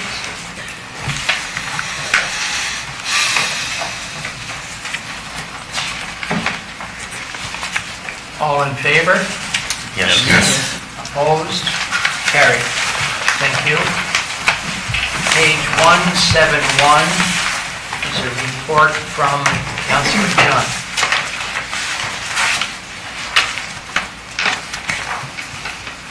Councillor Cotw, please. Just a comment, I did that over a couple times, it was a great report, I got a feel for what was going on as far as FCM conference. Yep. And, am I ahead of myself? We're on page 171.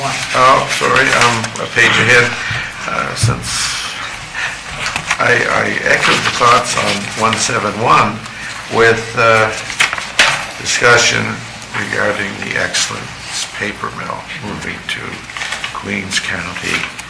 And in fact, I highlighted it, and that says a lot in your report. Thank you.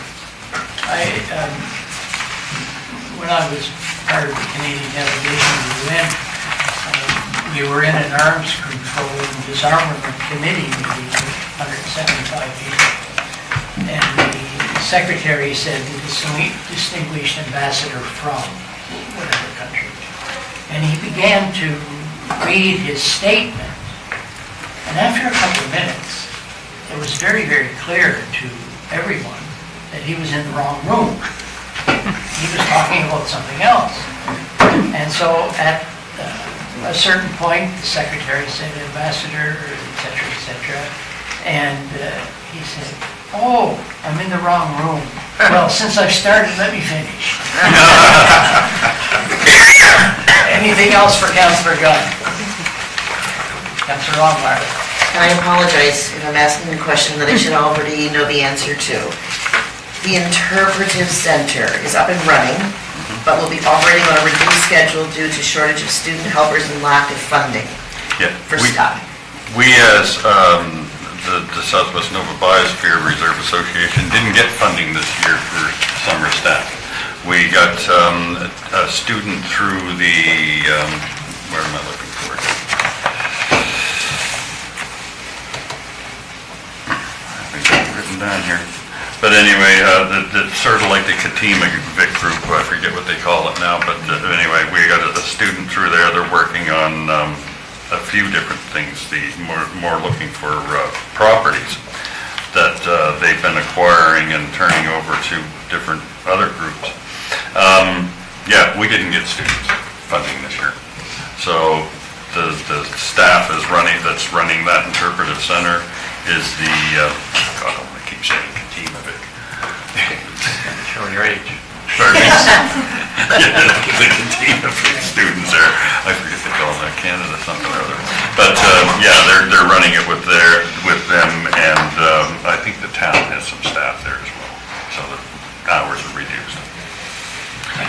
In case you don't know, that interpretive center is shared. It's an old chandlery on the waterfront that the town operates, but they give us a floor of it, the Nova Scotia Biosphere Reserve, to use for cost free. And this is in Digby? No, it's in Yarmouth. This is in Yarmouth? Yes. Okay. Yeah. All right, something I did not know. Oh, well, Yeah, that's great. next time I'll put that in there. Yeah, thank you for that. Further comments? We have one more item, which is the report from Councillor Gunn on his attendance at FCN. Councillor Coe? I'll just reiterate my previous comments. Thank you.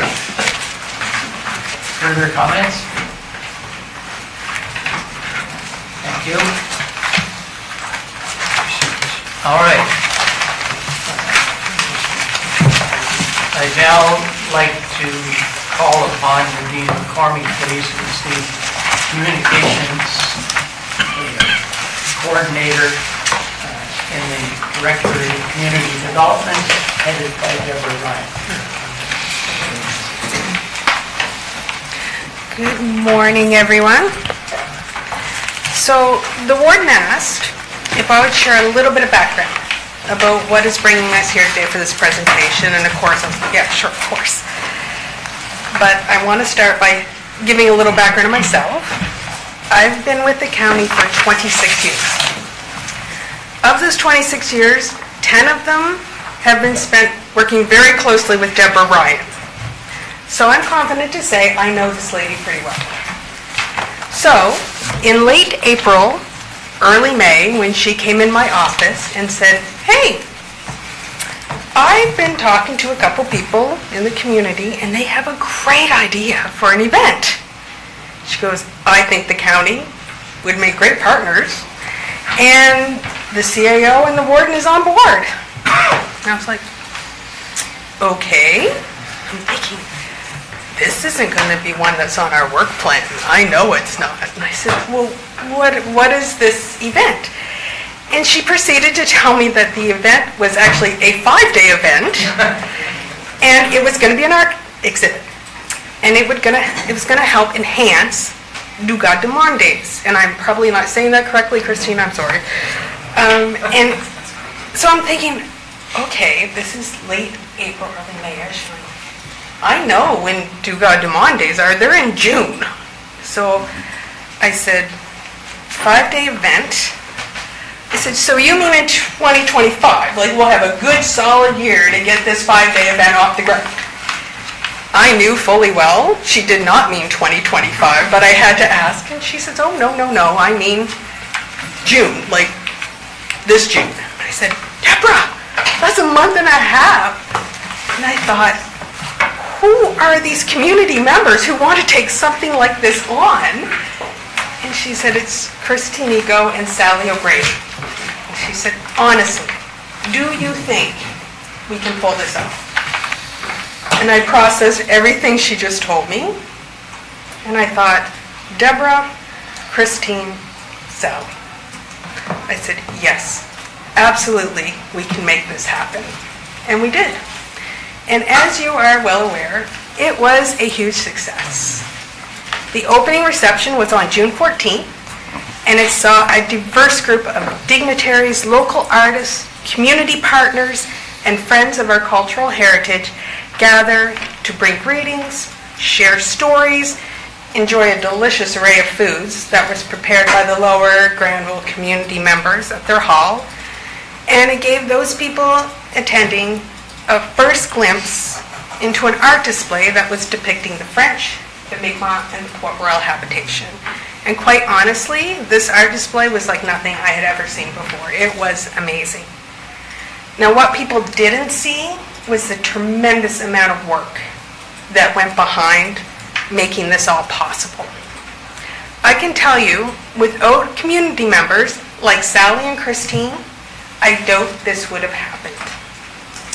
Leading up to the event, there were weekly meetings, invitation preparation.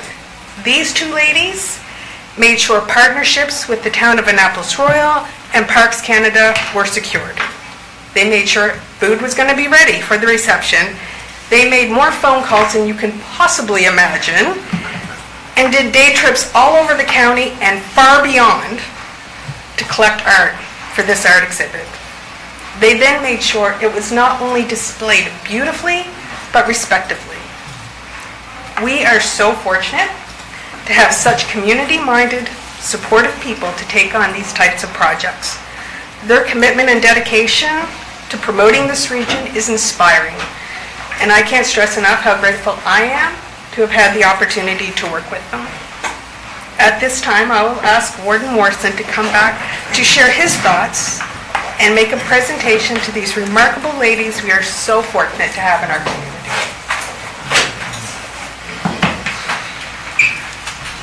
Thanks, Nadine. Nadine gave you the process, but in slightly different words than were stated at the time.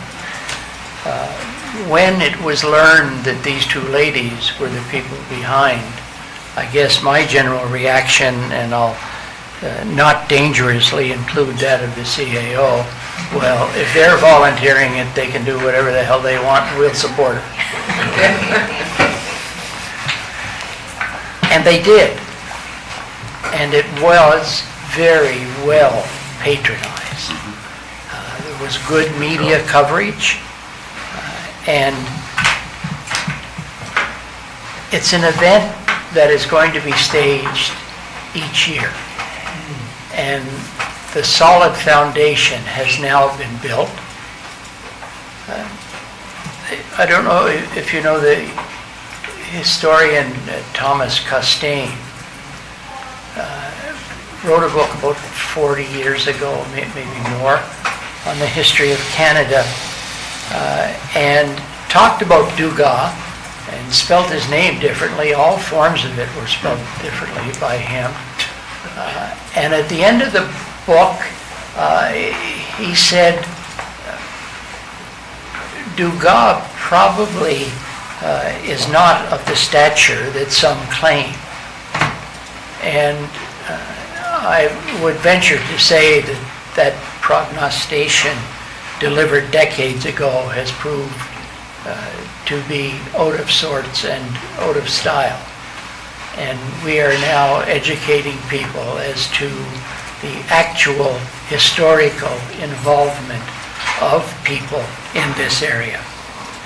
And I've got great pleasure to ask these folks to accept a certificate of appreciation on our behalf for the tremendous work they have done, and warn them that in accepting this certificate, they hereby take on next year's program as well. So, Christine, who's doing the pictures?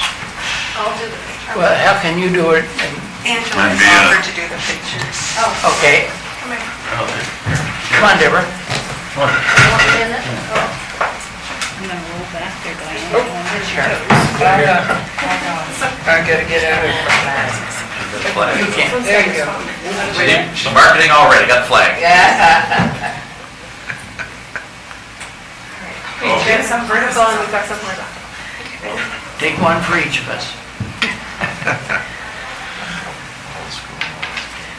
Thank you. Who's this one? Like the French. If you're indulgent, there are three.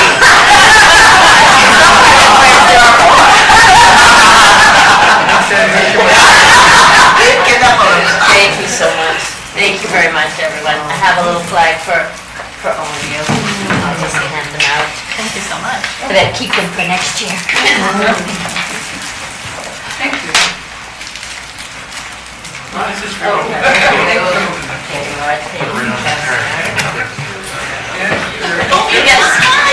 She's a stir I get a coffee stick and a flag.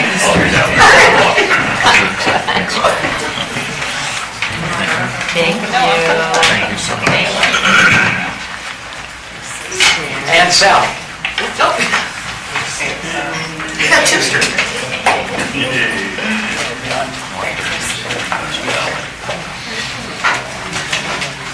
It's a good night. Yay. Yay. Michael, stand here. Better be there? Oh my God, look at that.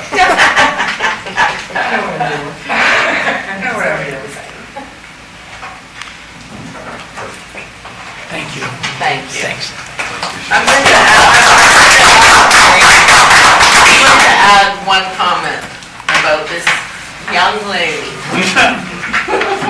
In 1997, I started working with Deb Ryan on the 400. And we have worked together well since 1997. She's a treasure.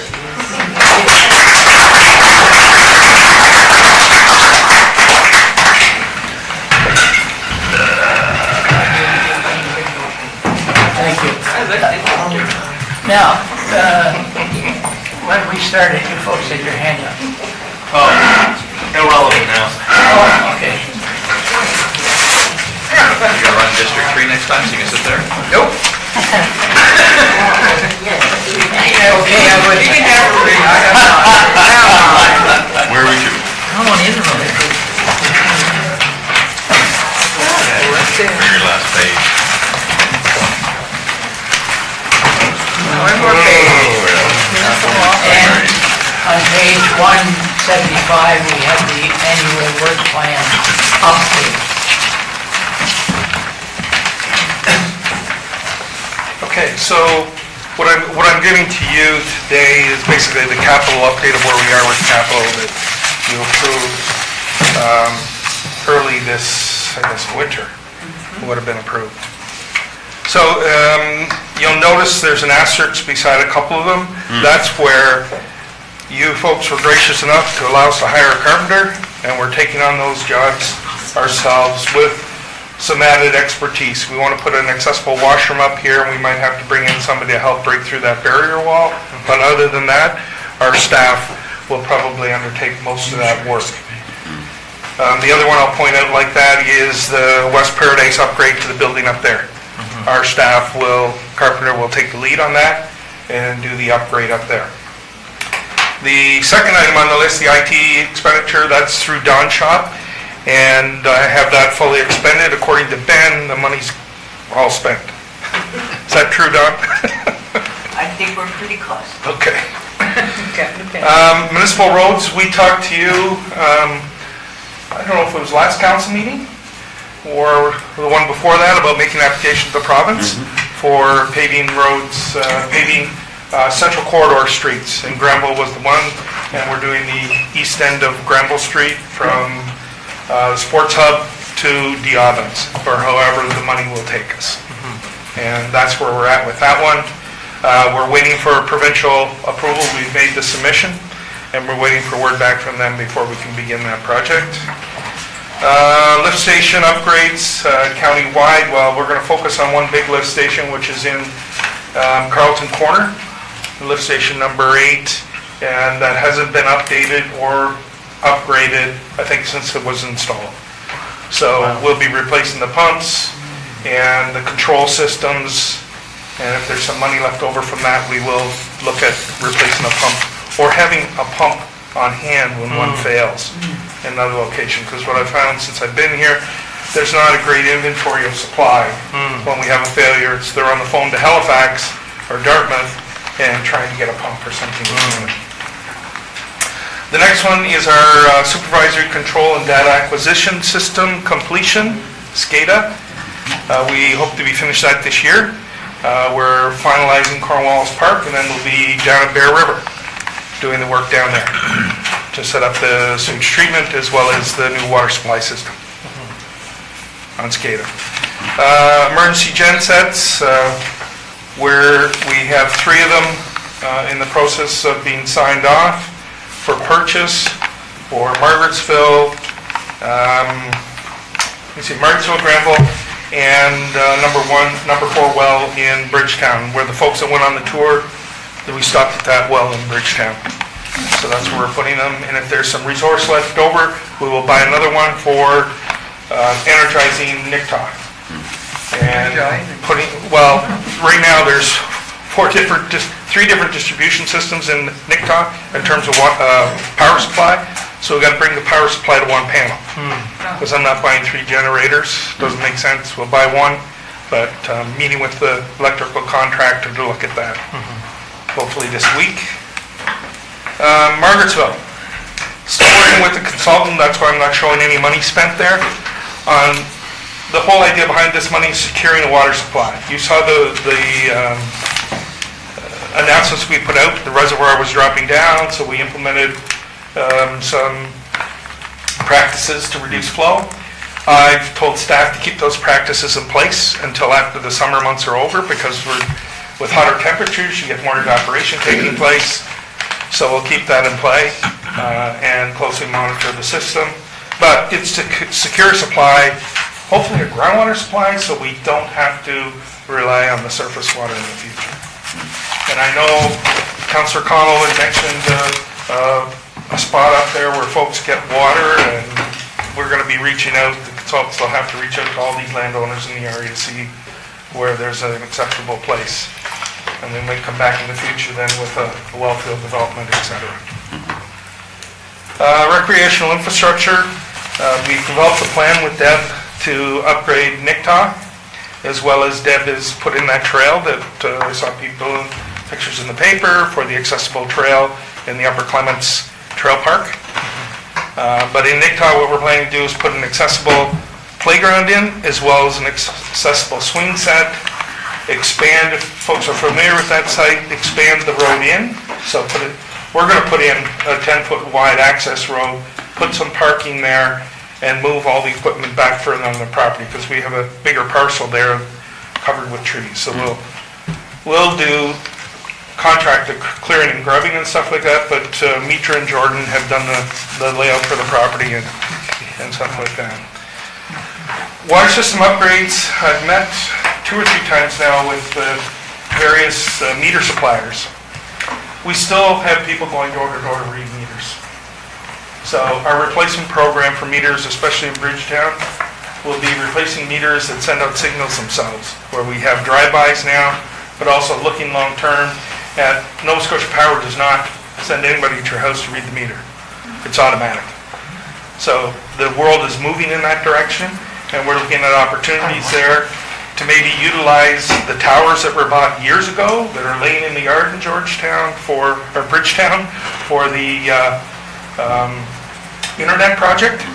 Maybe utilizing some of those towers to send signals, pick up that and send it back to the office here. So we're looking at using electronics to our advantage to allow our workers to do work where they need to do the work instead of kind of going door to door. Yes? I just got a question about those. So is there a power source needed at the actual house for that? The signal would come from, yes, and those batteries are good for... Oh, so it's just battery, okay. We're Yeah. not asking anyone to... No. Oh, okay. No. And we'd be, there are meters. Well, that's what I thought, but Yeah. I just wanted... Yeah, we're not plugging them into anything. Because I know people will ask. Yeah, I hear you. We put them in bigger places, and that'll be the critical place. We're looking at one between Annapolis Royal and Granville Ferry, putting a proper meter in there, so anytime we need to know what the meter reading is, now they physically go and read that meter. Yeah. So we'll be sending a signal out. Atlantic Sea Plants will be another location that we'll put in one of these meters to start with to get good readings on it. But they're not cheap. No. I will say. Bear River, you're all aware of that. They should be breaking ground, I'm hoping, this week with phase 1. You see the price there. Those are tender prices for all the pipe work. The only piece that's not tendered yet is connecting the wells up to the existing control system. And that final design hasn't been put out. I suspect the two local contractors, we have two contractors working in the area. One is Meisner, Jacob Meisner, and the other is Barry Brown, Renovamet, who's done work for us. So two contractors working at various phases, and Hillside Renovamet is doing that work as well. Can we get a picture with some members of council and you?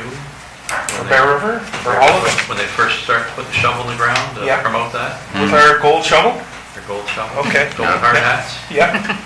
Later this week, whenever they start? Whenever they start, we'll make sure we have something, and also we're trying to get the signs up.